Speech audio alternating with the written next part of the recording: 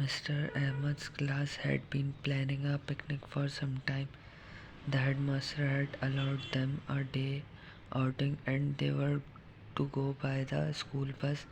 They were naturally very excited. Mr. Ahmed arranged the visit to a farm with Mr. Hassan, the manager of the model agricultural farm. It was a pleasant day in April when Mr. Ahmed and his class reached the model farm. Mr. Hassan received them at the gate and showed them around. The boys had no idea that an agricultural farm could be so large and interesting. It was the wheat harvesting season. The party saw a huge machine called the combine working in the vast wheat fields. It cut the crop and tied it into sheaves. With one sweep, it seemed to eat up a large area of the golden crop, which came out tied into a bundle at the other end. The wheat then went into thresher, which separated the grain from the chaff. From one end of the machine fell a golden rain of sweet-smelling wheat, while chaff flew out at the other. The students watched the working of the machine with keen interest. Mr. Hassan said the whole process of ploughing, seeding, harvesting, and threshing the corn is done with machine on our farm. One man working with this machine can do as much work as 100 men working without it. Bilal, one of the students, sir, do you want to get bigger crops in this way, Mr. Hassan? Oh, much bigger. While an average farm produces 15 to 20 quintals of wheat for every hectare, we produce as much as 60 to 70 quintals. Bilal, this is wonderful, but surely machines do not make the grain. Mr. Hassan laughing. No, certainly not. What in fact happened is that first the machine called tractors plough deeper, then they prepare the land for sowing much faster.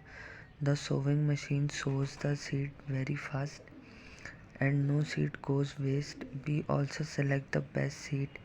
Then we use chemical fertilizers to enrich the soil.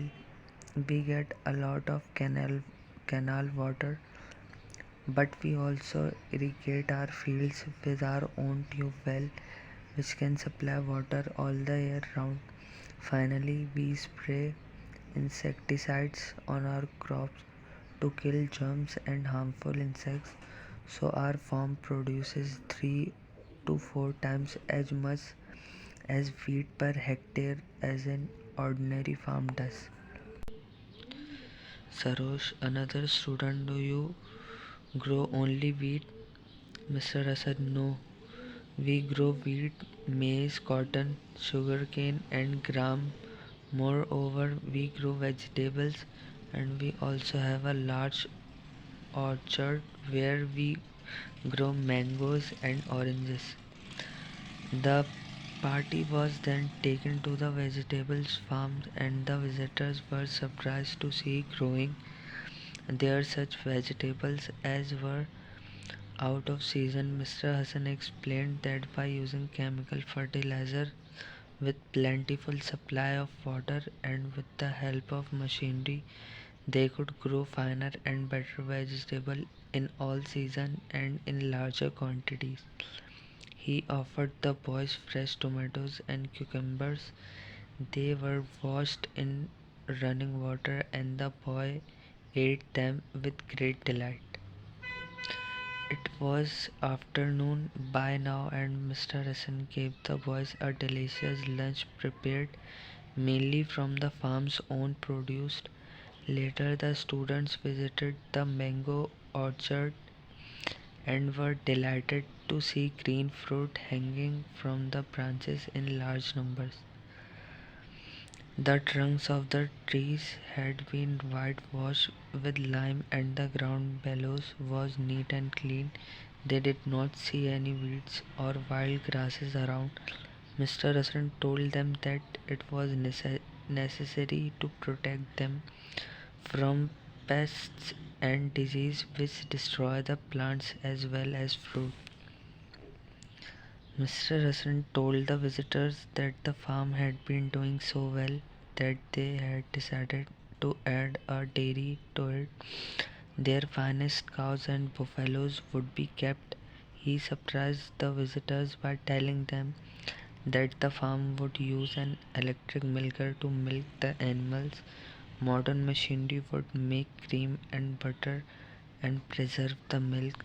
He promised to invite Mr. Ahmad and his class when the dairy started working. Mr. Ahmed thanked him. The boys were really happy with their visit and cheered loudly when they left the farm. While coming back, they talked about their visit to the farm. Bilal said, "We need to establish many such farms throughout the country." Mr. Ahmed agreed with him and said, "I think you are right. In this way, we would be able to meet the needs of ever growing population of our country."